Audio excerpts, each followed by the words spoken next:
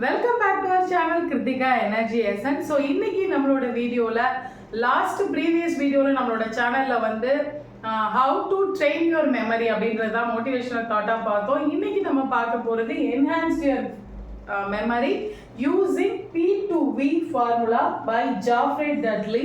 So இது how to develop your super power memory அப்படின்ற புக்கில் அவர் கொடுத்துருக்குற ஒரு ஃபார்முலா, அது உங்களோட டிஸ்கஸ் பண்ணிக்கிறேன்.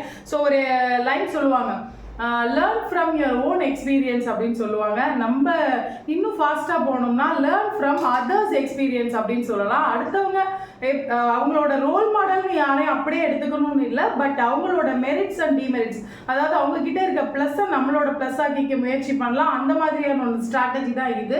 ஸோ P2V ஃபார்முலா ஃபர்ஸ்ட் பார்த்தீங்கன்னா preview, question, read, summarise, test, use, visualise.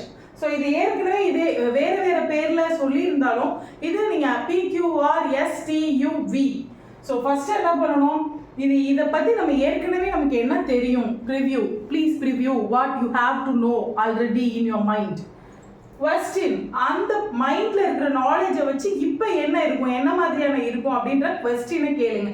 ஆன்சரை படிக்கிறதுக்கு முன்னாடி கொஸ்டினை ரைஸ் பண்ணிட்டு பாருங்க. ஸோ அடுத்து ரீட், அதுக்கப்புறம் ரீட் பண்ணுங்க. ரிவ்யூ, கொஸ்டின் பண்ணுங்க, தென் ரீட். அதுக்கப்புறம் அந்த ரீடிங்கை சம்மரைஸ் பண்ணுங்க. எது ரொம்ப முக்கியம், எது நமக்கான கொஸ்டினாக வரதுக்கு வாய்ப்பு இருக்கு, இல்லை எது ரொம்ப இம்பார்ட்டன்ட் பாயிண்ட், இல்லை நெக்ஸ்ட் லெவலுக்கு போகிறதுக்கு இதெல்லாம் கண்டிப்பாக தேவைப்படும் அப்படிங்கிறத சம்மரைஸ் பண்ணுங்க. ஸோ அடுத்து டெஸ்ட், உங்களோட நாலேஜை சம்மரைஸ் பண்ண நாலேஜை வச்சு உங்களை நீங்களே டெஸ்ட் பண்ணிக்கோங்க.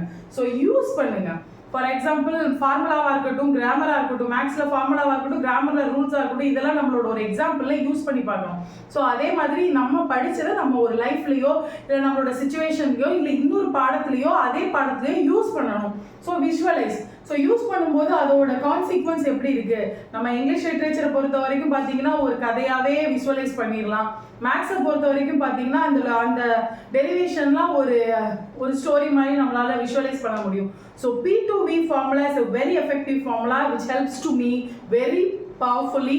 So preview, question, read, summarize, test, use and visualize. Please use others' experience for your betterment in your life. If you like this video, like it, share it and subscribe it. Subscribe my channel and share my channel those who are studying for any competitive exam. Thank you friends.